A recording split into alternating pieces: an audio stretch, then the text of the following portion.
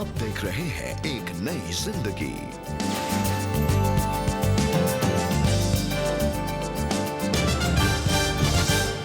Good morning दोस्तों, welcome to एक नई जिंदगी। आज इस नए एपिसोड में आपका और आपके परिवार का हम स्वागत करते हैं। हम विश्वास करते हैं कि आज आपका जुड़ना परमेश्वर की ओर से एक योजना है और हम मिलकर ढेर सारी अच्छी बातों को सीखकर अपने रिश्तों को प्रभु के साथ परिवार में और मजबूत करेंगे। जी बिल्कुल दोस्तों, वेरी वार्म वेलकम टू एक नई जिंदगी। और दोस्तों, आज रिलेशनशिप इस सीरीज में हम बात कर रहे हैं कि परमेश्वर में अपनी पहचान को हम कैसे फिर से मजबूत कर सकते हैं। यानी कि हम सबकी कोई ना कोई पहचान होती जी है। हाँ। कई बार हम कहते हैं कि हम बहुत कॉन्फिडेंट हैं, या हमने बहुत सक्सेस हासिल करी है, या हम बहुत ज़्यादा पढ़े लिखे हैं, या हम जी। कोई रॉयल फैमिली को बिलोंग करते हैं, राइट। या हम बहुत अमीर हैं या बहुत गरीब हैं। जो भी कोई हमारी पहचान होती है, लेकिन जी हाँ। परमेश्वर में अपनी पहचान को जानना इम्पोर्टेंट क्यों है? बहुत जरूरी है। ना केवल ये सारी पहचान होती है, पर मुझे लगता है कि बहुत गुस्सैल होना एक पहचान है, बहुत जल्दी अपना आपा खो देना एक पहचान है, जी। या बहुत जल्दी झूठ बोल देना एक पहचान है। और ये सारी पहचान दुनिया की तरफ से लेबल्स हैं, पर परमेश्वर ने हमें ऐसा बनाया नहीं है। जी। परमेश्वर ने हमें अपने स्वरूप में बनाया है और उसने हमें अपना स्वभाव दिया है। जी। सो बहुत जरूरी है कि मैं और आप इस बात को समझें। कोई हार, कोई निराशा, कोई गंदी आदत हमारी पहचान नहीं है, पर परमेश्वर ही है जिसने अपने स्वरूप में मुझे और आपको बनाया है, और वही मेरी सबसे बड़ी पहचान है। और इस बात को हम और बेहतर करेंगे आज कुछ बातों को सीखकर।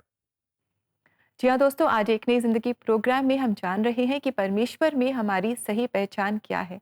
और ये पहचान हमारी सोच को बदलती है, और जैसे जैसे हमारी सोच बदलती है, हमारे रिश्ते भी बदलते हैं, और उनके द्वारा प्रभु की महिमा होती है। आइए आज की सच्ची कहानी में हम मुलाकात करें अंकिता जाधव से, जिन्होंने एक्टिंग करियर में बहुत सफलता पाई, लेकिन इनके रिश्ते टूटे हुए थे। अंकिता जाधव ने कैसे अपनी सही पहचान को पाया, आइए हम इन्हीं से मिलकर जानें। पवित्र रिश्ता, इश्क का रंग सफेद जैसे कई सीरियल और फिल्मों में नाम कमाने वाली अंकिता ने एक्टिंग की दुनिया में अपनी जगह बना ली है, लेकिन उनके कुछ फैसलों के चलते उन्हें शर्म, अस्वीकृति और तन्हाई से लड़ना पड़ा। खुद की पहचान की तलाश में निकली अंकिता का सफर सिर्फ एक कलाकार की कहानी नहीं, ये उन लाखों महिलाओं की आवाज है जो समाज की बनी हुई धारणाओं से रोज जूझ रही हैं। बचपन में मुझे इतनी नफरत की भावना मेरे परिवार से मिली है, इतना नफरत कि कभी किसी को इतनी नफरत ना मिली हो, बिकॉज ऑफ मेरा जो प्रोफेशन था, मुझसे जो गलतियाँ हुई है। मैं सोचती थी कि मैं कभी एक्सेप्ट नहीं हो पाऊंगी। मैं सोचती थी कि मेरा पूरा जीवन एक वेस्ट है, मैं किस लायक नहीं हूँ। तो इन सारे कई रिजेक्शन से, जजमेंटन से, हरासमेंट से मुझे डील करना पड़ा। ना कि आउटसाइड लोगों, मेरे परिवार लोगों ने ही मुझे कई बार गिराया। इन सब संघर्षों के बीच अंकिता ने अपने काम पर फोकस किया, पहचान मिली, लेकिन पहचान और आत्मसम्मान का संघर्ष अभी भी बाकी था। मैं हमेशा सोचती थी कि मेरे पास पैसे हैं, अभी मैं अच्छा काम करने लगी हूँ। मुझे मेरे स्कूल फ्रेंड्स कॉल करने लगे कि अरे तुझे हमने ये सीरियल में देखा, अरे तुझे हमने वो फिल्म्स में देखा, अरे तू इतनी अभी बाहर जा रही है, ऐसा वैसा। बट फिर भी वो मेरे अंदर सेटिस्फैक्शन नहीं था, क्योंकि मेरे अंदर हमेशा वो रिजेक्शन था कि नहीं, लोग मुझसे नफरत करते, लोगों को पसंद नहीं है मैं जो करती हूँ। मैं हमेशा वैलिडेशन ढूंढती थी। जब मैंने ये सुना कि प्रभु मुझसे प्रेम करता है, प्रभु मेरे पापों को क्षमा करता है, ऐसा तो मैंने कभी नहीं सुना। और मैंने कहा ऐसे कैसे कि मैं करती रहूँगी, प्रभु मुझे माफ़ करते रहेंगे और मुझे लाइफ टाइम प्रभु मुझे माफ़ करते रहेंगे। नहीं, ये तो संभव नहीं है। बट मैंने जब बाइबल पढ़ना शुरू की कि क्यों हमारे लाइफ टाइम पाप क्षमा हुए हैं, कि सारे के सारे, क्योंकि हमारे पास एबिलिटी नहीं है अच्छा बनने की, तब मैं समझ गई कि नहीं, अब मुझे अपनी लाइफ की सच्ची होप और सच्चा परमेश्वर मिला है। अंकिता ने चर्च लगातार जाना शुरू किया और पहला कदम उठाया, माफ करना उन सबको जिन्होंने उन्हें चोट पहुंचाई। ये मेरी डिज़ायर थी कि मैं प्रभु लोगों का भला करूं, और मैं कभी अपने आप से कर नहीं पाई। और मैं मेरे साथ हमेशा जो अनफॉरगिवनेस था, जो बिटरनेस था, जिन लोगों ने मेरे साथ बुरा किया, जब मैंने उनको माफ़ किया और मैंने खुद जो मेरे रिलेटिव्स थे उनको अपने घर में जब हाउस चर्च होता था इनवाइट किया, मैंने कभी नहीं सोचा था कि मैं कभी ऐसी बन पाऊंगी, मैं कभी इतनी खुश हो पाऊंगी, जिन्होंने मेरे साथ बुरा किया मैं उनका भला कर पाऊंगी। अंकिता ने सीखा है कि एक महिला की असली पहचान परमेश्वर की बेटी के रूप में है, ना कोई समाज, ना अतीत, ना कोई फैसला। और मैं सब यंग लड़कियों को एक बताना चाहती हूँ, अगर आप डिप्रेस हो, अगर आप सोसाइटी से टायर्ड हो, वो प्रूव करने की ज़रूरत नहीं है, क्योंकि जीवित परमेश्वर हमसे प्रेम करता है, हमारा चरित्र देख कर नहीं, क्योंकि हम उसके बच्चे हैं। और एक पिता के समान वो आपको प्रेम करता है, एक पिता के समान वो आपका ख्याल रखता है। जब हम गिरते हैं तो हमारे परिवार, जैसे मेरे पिता ने मुझे गिरते गिरते उठाया, उस प्रभु ने मुझे कई बार गिरते गिरते उठाया, उस प्रभु ने मुझे कई बार मृत्यु के आग से बचाया है, मुझे एक सही डायरेक्शन दिया। आज मैं बहुत खुश हूँ। मेरी खुशी का कारण ये नहीं कि मेरी सफलता है, मेरी खुशी का कारण परमेश्वर का प्रेम है।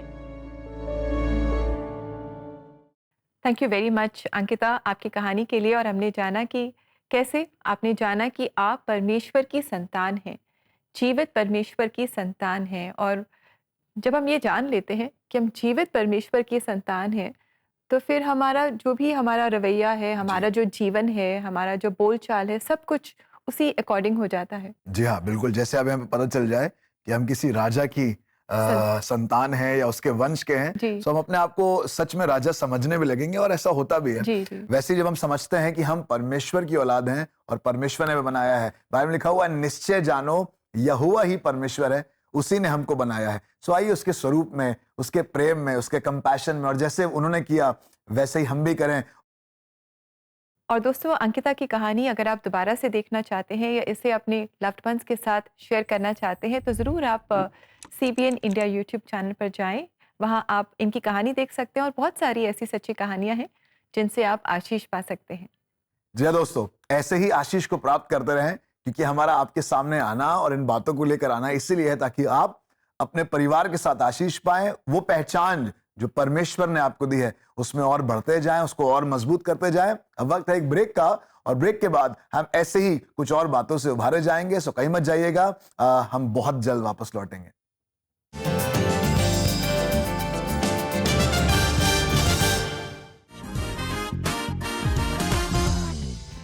गीत फरमाइश विद रॉकी भाई, मेरे साथ जुड़िए 10 अप्रैल को शाम 7 बजे लाइव ऑन एक नई जिंदगी फेसबुक पेज, जहां आप कर सकते हैं अपने पसंदीदा गीतों की फरमाइश अपने लिए और अपने अजीजों के लिए। तो जरूर जुड़िए इस खास ईस्टर स्पेशल गीत फरमाइश में मेरे साथ, भूलिएगा नहीं, 10 अप्रैल को लाइव ऑन एक नई जिंदगी फेसबुक पेज।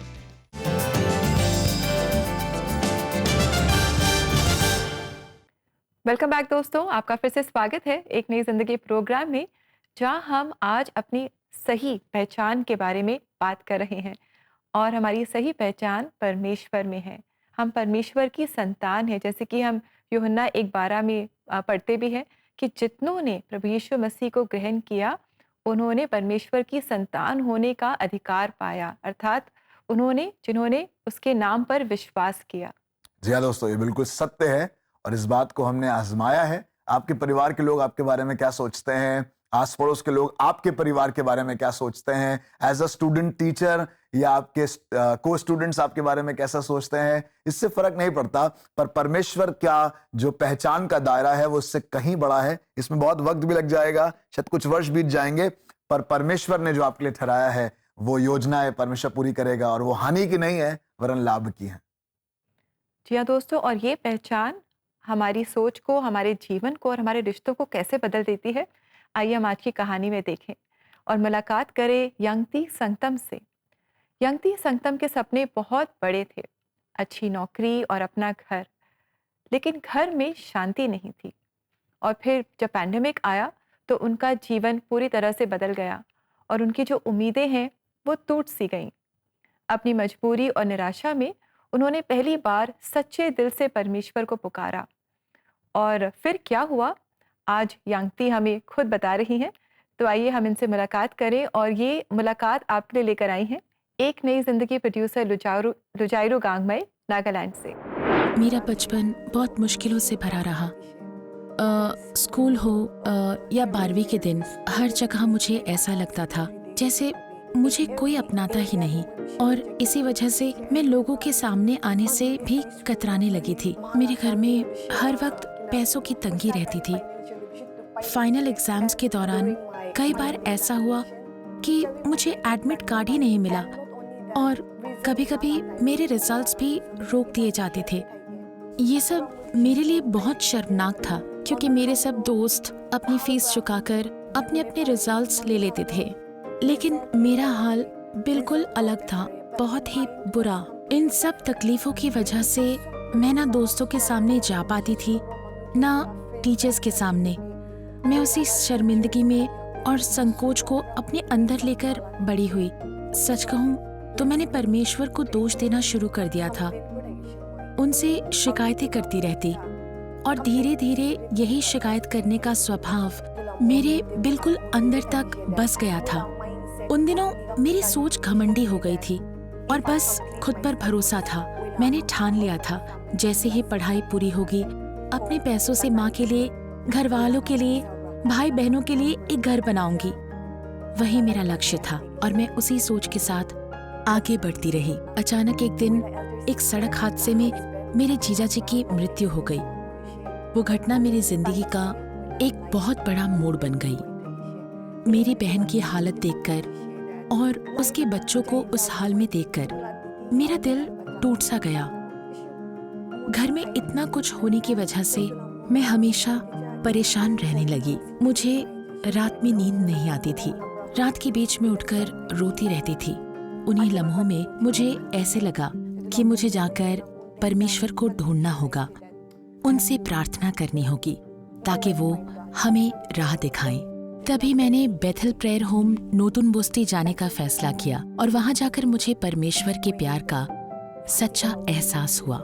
जब मैं नोतुन बस्ती फास्टिंग करने गई थी और तभी मुझे बाइबल के एक पवित्र वचन था जिसने मेरे दिल को गहराई से छुआ। मत्ती 6:33, पहले परमेश्वर के राज्य को और उसकी धार्मिकता को खोजो तो ये सारी चीजें भी तुम्हें मिल जाएंगी। जब मैंने पूरे दिल से परमेश्वर को खोजना शुरू किया तब वो सच में मुझे मिल गए।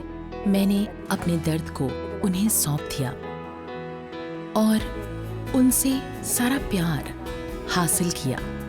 और उस पल जब मैंने उस प्रेम को महसूस किया, मेरी सारी तकलीफ, वो अस्वीकृति, वो शर्म सब दूर हो गए जो मैं इतने सालों से अपने अंदर दबाए बैठी थी। उपवास करके जब मैं प्रार्थना घर से बाहर निकली तो सबसे पहले मैंने घर वालों को इकट्ठा किया और उनसे माफी मांगी। परमेश्वर का प्रेम अनुभव होने से पहले मैंने जाने अनजाने में अपने बोल और अपने व्यवहार से कईयों को ठेस पहुंचाई थी। जब मैं नम्र होकर उनके सामने झुकी और माफी मांगी तभी परमेश्वर ने अपना कार्य करना शुरू किया और वहीं से हमारे घर में बदलाव की शुरुआत हुई। इससे पहले हमारे घर में कभी मिलकर प्रार्थना नहीं होती थी, लेकिन परमेश्वर को जानने के बाद मैं ये एहसास सिर्फ अपने तक नहीं रखना चाहती थी। मैंने सबको एक साथ बैठाया और घर में पारिवारिक आराधना शुरू की और इसी तरह परमेश्वर ने हमारे घर में काम करना शुरू किया। जैसे पवित्र बाइबल में लिखा है मत्ती 16:26 में, अगर कोई इंसान पूरी दुनिया भी पाले लेकिन अपनी आत्मा ही खो बैठे तो उसे आखिर में क्या मिलता है।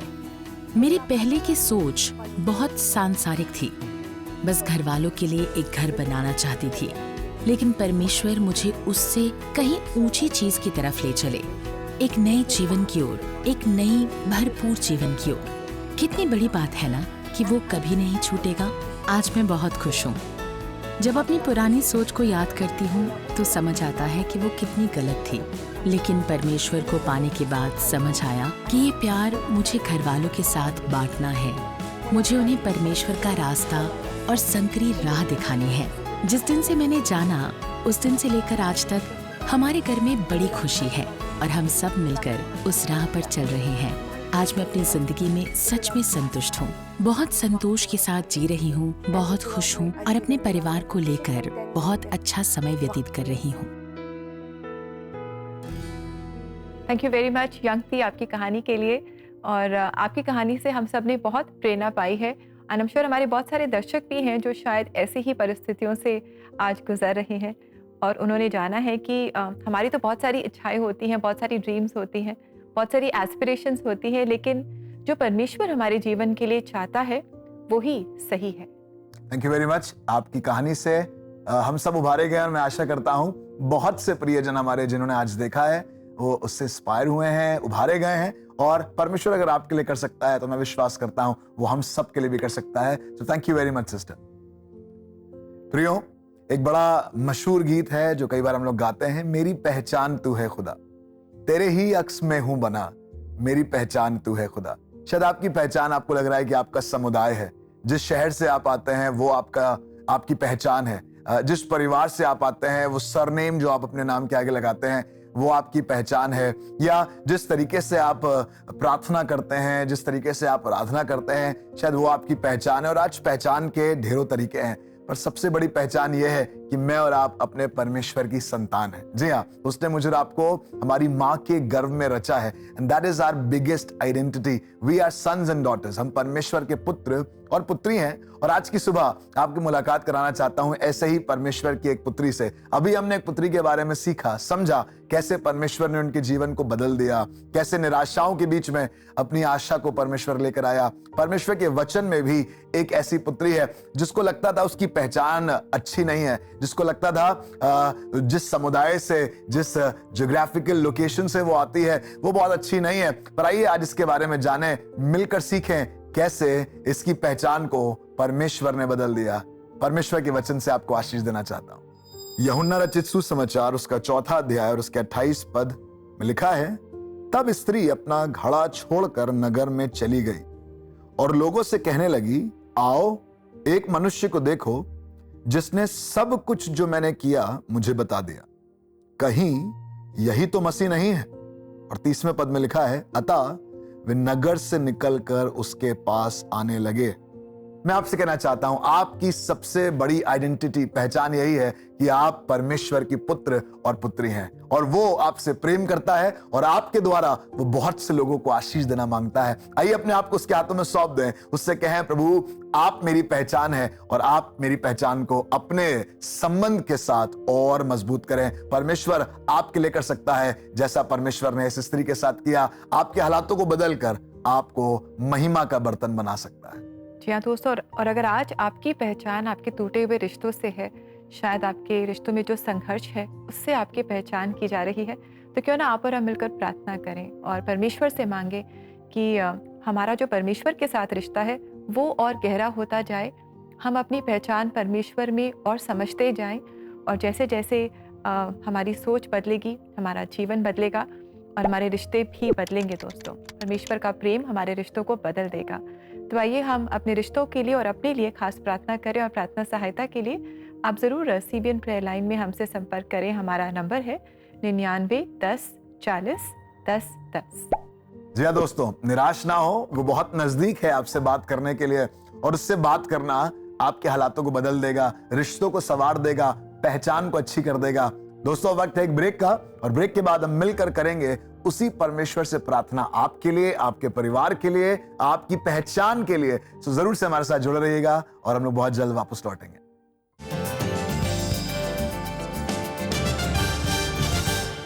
रिश्तों को तोड़ना आसान है, लेकिन दोस्तों इस महीने आइए हम रिश्तों को जोड़ना सीखें। अपने रिश्तों को प्रार्थना के फायर वॉल से घेरें, क्योंकि प्रार्थना के द्वारा रिश्तों में दरार कम हो जाती है और कड़वाहट मिटती है।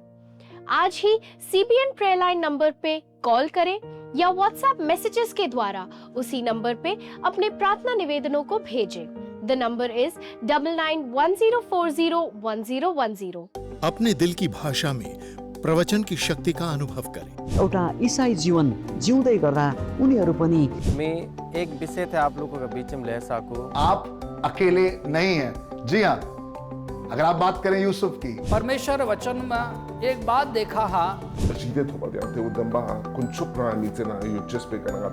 आशीष देता है, बड़ी बरकत देता है, और itu थगिसेगुल आपने ओवरकम ग्रुप और CBN के साथ हर घर तक प्रवचन पहुंचाने के इस प्रयास में आज ही एक नई जिंदगी परिवार में जुड़।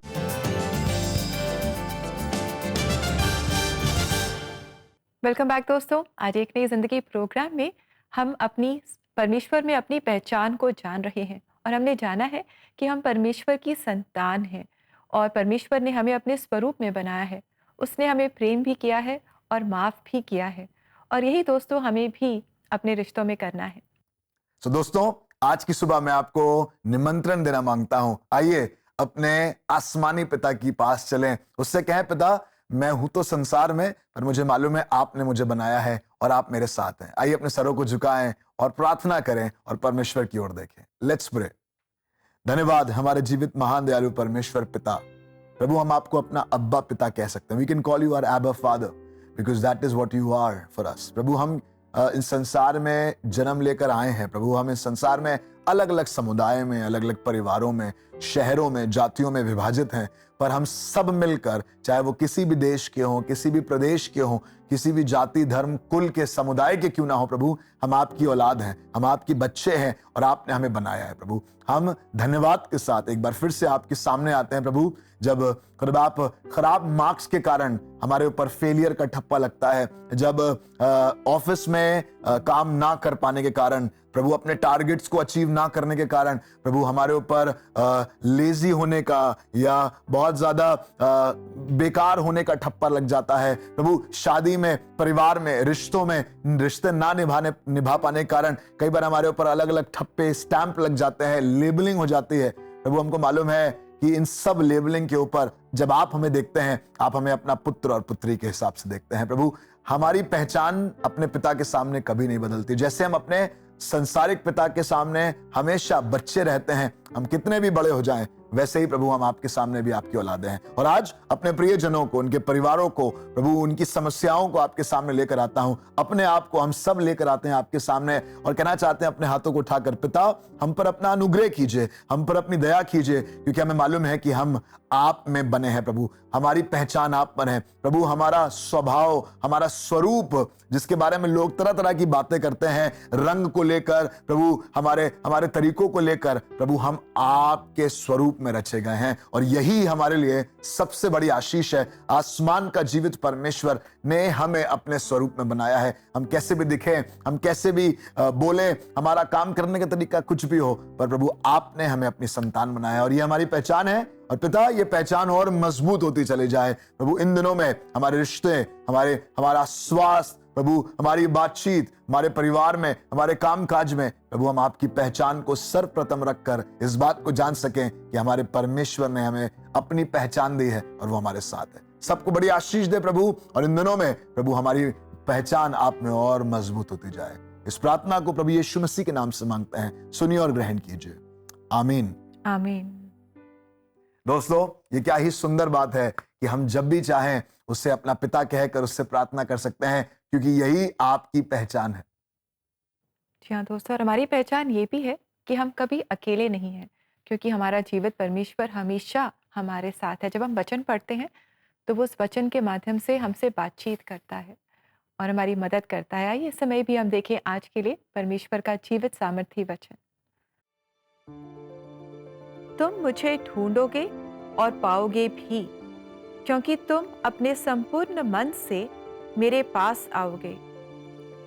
मैं तुम्हें मिलूंगा, यहोवा की यह वाणी है, और बंधुआई से लौटा ले आऊंगा और तुमको उन सब जातियों और स्थानों में से जिनमें मैंने तुमको बरबस निकाल दिया है, और तुम्हें इकट्ठा करके इस स्थान में लौटा ले आऊंगा जहां से मैंने तुम्हें बंधुआ करवा के निकाल दिया था। यहोवा की यही वाणी है। यिर्मयाह 29 का 13 और 14 वचन।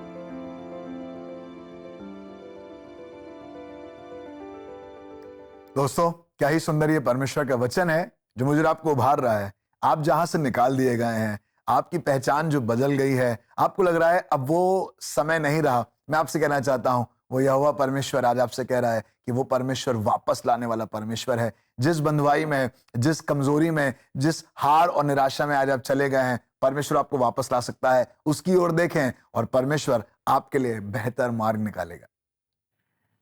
जी हाँ दोस्तों, और आज हमने जाना है कि कैसे जब हम परमेश्वर में अपनी पहचान को जान लेते हैं तो हमारी ज़िंदगी बदल जाती है। और दोस्तों यही गीत हम इस समय सुनेंगे, ज़िंदगी मेरी बदल गई। और ये गीत आज हमारे लिए गा रही है टेली बाइबल फेलोशिप की क्वायर, और ये आपके लिए लेकर आए हैं एक नई ज़िंदगी प्रोड्यूसर राजीव अमित सिंह।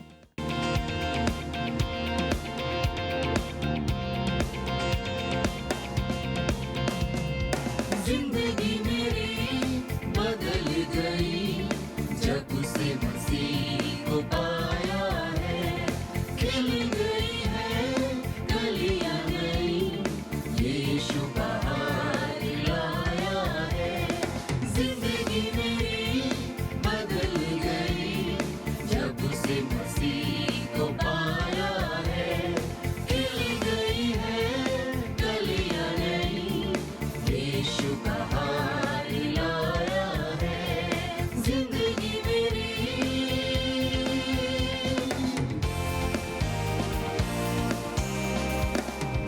जीवन है क्या पल ही दो पल का, किसने है जाना होगा क्या कल का। जीवन है क्या पल ही दो पल का, किसने है जाना होगा क्या कल का। घड़ियां सुनहरी फिर न लौटेगी, हाँ घड़ियां सुनहरी फिर न लौटेगी, मुक्ति और जीवन को लाया है।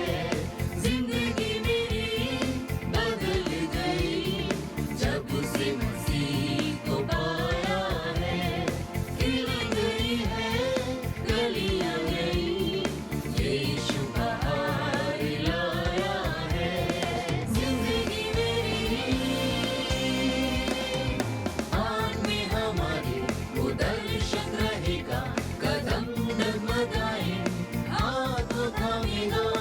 आन में हमारे वो दर्शन रहेगा, कदम डगमगाए हाथ वो थामेगा। भटके हुओं को राह दिखाने, हाँ भटके हुओं को राह दिखाने, इस धरती पर वो आया है। जिंदगी मेरी बदल गई जब से मसीह को पाया है, खिल गई है कलियां नई, यीशु बहार लाया है। जिंदगी मेरी thank you very much choir इस बहुत ही सुंदर गीत के लिए, जिसे आपने बहुत अच्छे से गाया भी। प्रभु आप सबको बहुत बहुत आशीष दे। और आपने हमें बताया कि जब हम प्रभु में अपनी असली पहचान को जान लेते हैं तो कैसे हमारी ज़िंदगी बदल जाती है और हमारे रिश्ते भी बदल जाते हैं। जी हाँ दोस्तों, बहुत अद्भुत है कि इन्हीं एक एपिसोड में हम किसी की कहानी के द्वारा, किसी वचन के द्वारा और अब म्यूजिक और इस गीत के द्वारा भी इसी बात को समझ पा रहे हैं कि परमेश्वर सब चीजों को बदल देता है अगर हम उसे अवसर दें तो। जी हाँ दोस्तों, आज हम पहचान की बात कर रहे हैं और हमने प्रभु में अपनी सही पहचान को जाना है। और अब भी समय है कि हम पहचान कौन, जो आपका फेवरेट क्विज है, इसमें जाने की आज पास्टर जॉय हमसे क्या सवाल पूछेंगे।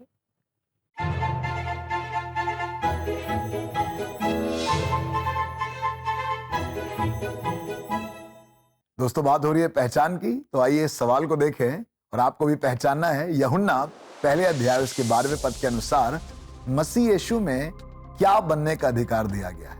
आपके ऑप्शंस हैं ए केवल सेवक, बी मूसा के शिष्य, सी परमेश्वर के बच्चे, या डी धार्मिक व्यक्ति।